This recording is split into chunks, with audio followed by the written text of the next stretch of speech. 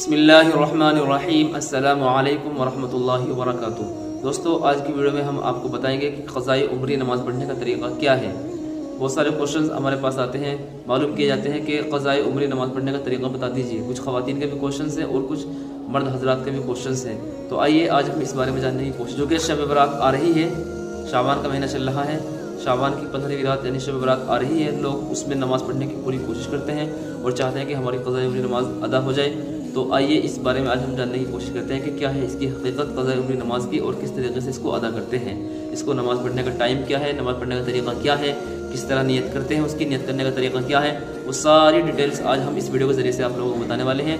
शर्त यह है कि आप लोग इस वीडियो को ध्यान से देखें और इस वीडियो को आगे भेजें सदक़ा जारिया समझ करके अपने दूसरे दोस्तों को और दूसरी माएँ और बहनों को। देखिए, इस मसले का जवाब ये है कि क़ज़ाए उम्री नमाज़ पढ़ने का तरीका ये है कि आप सबसे पहले तो ये हिसाब लगा लें कि मेरे बालिग़ होने के बाद से अब तक की कितनी नमाज़ें छूटी हुई हैं।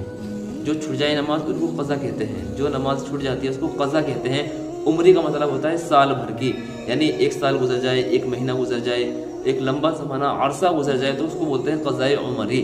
और अगर हमारे याद है, मिसाल के तौर पर कोई आदमी साहिब तरतीब है, साहिब तरतीब उसको कहते हैं कि बालिग़ होने से लेकर के आज तक, जब तक कि वो ज़िंदगी गुजार रहा है, उस वक्त तक उसके ज़िम्मे कोई भी छुट्टी हुई नमाज ना हो, सारी नमाज अदा कर ली हो, उसने सब अदा कर लिया, कोई उसके ज़िम्मे कर्ज बाकी ना हो नमाज का, तो उसको बोलते हैं ये साहिब तरतीब है। इसको क्या बोलते हैं? साहिब तरतीब। तो एक तो होता है साहिब तरतीब और एक होता है क़ज़ाए उम्री। क़ज़ाए उम्री वो हो कि जो हमारी नमाज़ें छूट गई हैं, साल भर की, 1-2 साल की, 3 साल की, बालिग़ होने के बाद से लेकर के हमारी कुछ नमाज़ें छूट गई हैं तो हमें याद नहीं है। तो इसका आसान तरीक़ा ये है, इसके मुख्तलिफ़ तरीक़े हैं। पहला तरीक़ा तो ये है कि अगर वो छूटी हुई नमाज़ें हमारी याद हैं, मिसाल के तौर पर 1 महीने की छूट गई या 2 महीने की छूट गई या 3 महीने की छूट गई तो ये याद है, या इसी तरीके से 1 साल की छूट गई, ये तो मुतय्यन है कि 1 साल की नमाज़ पढ़ लो तो हमारी क़ज़ाए उम्री की नमाज़ ख़त्म हो जाएगी। या एक ये है कि हमारी मुतय्यन ही समझ में नहीं आ रही है, हमारी तायीन समझ में नहीं आ रही है कितनी नमाज़ें पढ़ें हम, तो अब उसके लिए ये देखा जाएगा कि आप अंदाज़ा लगाएं, यकीन करें कि बालिग़ होने से बाद से लेकर के आज तक मैंने कितनी नमाज़ें पढ़ी हैं और कितनी नमाज़ें मेरी छूट गई हैं।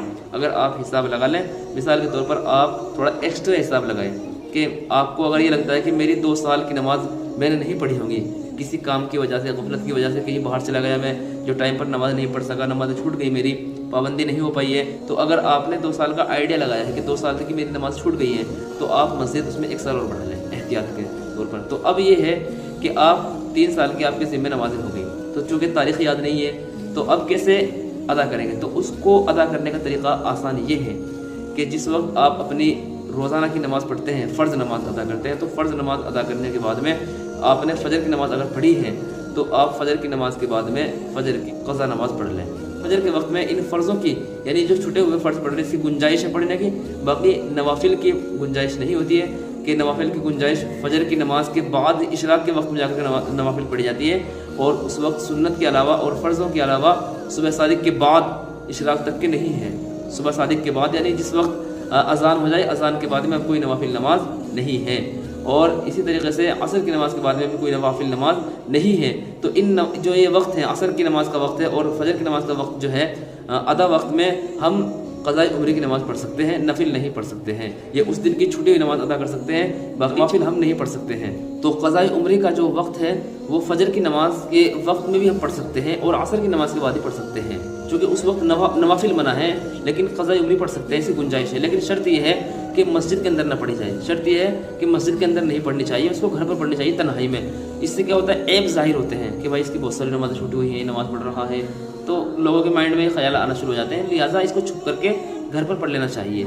तो ये बात क्लियर हो गई होगी। तो नियत करने का तरीका इसका ये है कि मैंने बताया आपको कि आप ये नियत कर लें कि मेरी जो सबसे पहली फजर की नमाज़ छूटी हुई है मैं वो नमाज़ अदा कर रहा हूँ। बस ये कर लें आप कि जो सबसे पहली नमाज़ छूटी हुई है फजर की वो मैं पढ़ रहा हूँ, तो ये आपकी नमाज सबसे पहले वाली अदा हो जाएगी। इसी तरीके से पढ़ते पढ़ते आप 3 साल तक मुस्तकिल पढ़ेंगे तो ये आपके ज़िम्मे से नमाज अदा हो जाएगी। हर बार में आपको यही बोलना है, जब भी आप नियत करेंगे यही बोलना है कि मेरी जो सबसे पहले फजर की नमाज़ छूटी है वो मैं अदा कर रहा हूँ। ज़ोहर का नंबर आएगा तो ज़ोहर की नियत कर लो कि हर जो मेरी सबसे पहले ज़ोहर की नमाज़ छूटी थी मैं वो अदा कर रहा हूँ। असर की नमाज के बारे में कि जो मेरी सबसे पहले असर छूटी थी मैं वो नमाज अदा कर रहा हूँ। इसी तरीके से मुसलसल 5 नमाज, और जुमे की कोई क़ज़ा नहीं होगी, जुमे की कोई क़ज़ा नहीं होगी, उसके लिए ज़ोहर की नमाज़ होती है। जुमे की नमाज़ जुमा तो वक्त पर अदा होता है कि उसके बाद में जुमे की कोई क़ज़ा उम्री वगैरह नहीं है। تو اس کے لیے تو وہی ظہر کا ٹائم ہے، ظہر کی نماز ہی آپ کی شمار کی جائے گی۔ اگر آپ نے جمعہ چھوڑ رکھے ہیں تو وہ پھر آپ کو جمعہ کی نماز نہیں پڑھ کے ظہر کی نماز ہی ادا کرنی ہوتی ہے۔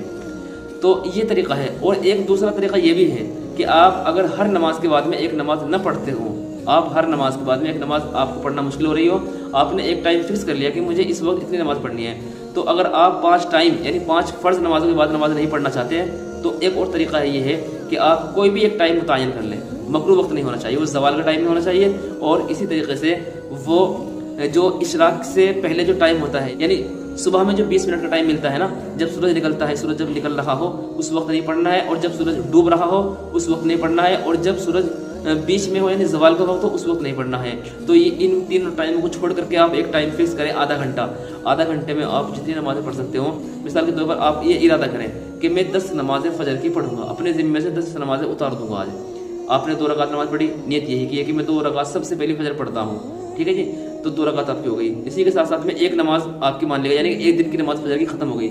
پھر دوبارہ فجر کی نماز پڑھ لو کہ میں فجر کی نماز پڑھتا ہوں جو میری سب سے پہلے چھٹی ہوئی ہے، اور آپ اس کو لکھتے رہیں۔ جب یہ 10 نمازیں ہو جائیں تو آپ کے ذمے سے ان میں سے 3 سالوں میں سے 10 دن کا ٹائم گزر گیا، 10 دن کی آپ نے نماز پڑھ لی ہے۔ اس کے بعد میں پھر کسی ٹائم میں یا اگلے دن آپ ظہر کو لے لو کہ آپ ترتیب سے ظہر کی 10 نماز پڑھو، اسی طریقے سے ترتیب سے آپ عصر کی 10 نماز پڑھو، اسی طریقے سے ترتیب سے آپ مغرب کی 10 نمازیں پڑھو، اسی طریقے سے آپ ترتیب سے عشاء کی 10 نمازیں پڑھو۔ اور ہاں، وتر کی بھی قضا ہوتی ہے، وتر کی قضا ہوتی ہے، نوافل کی قضا نہیں ہوتی ہے، نہ سنتوں کی قضا ہوتی ہے، صرف وتر کی قضا ہوگی اور سارے فرائض کی قضا ہوگی۔ فرائض کی اور وتر کی قضا ہوتی ہے، باقی کسی چیز کی قضا نہیں ہوگی، یہ بات بھی آپ کے ذہن میں رہنا چاہیے۔ تو یہ ترتیب ہے جو میں نے آپ لوگوں کو بتایا ہے۔ دونوں ترتیب جو سی آپ کو آسان سے لگے اس کو کر لیں، جو آپ کو آسان لگے وہ کریں۔ امید ہے بات آپ کی سمجھ میں آئی ہوگی۔ آپ لوگ اس ویڈیو کو بھی آگے شیئر کیجیے، آپ کے بھی کوئی مسائل ہو، کوشچنز ہو، ضرور کمنٹ باکس میں لکھیں۔ ملتے ہیں اگلی ویڈیو میں، تب تک کے لیے اجازت۔ السلام علیکم ورحمۃ اللہ وبرکاتہ۔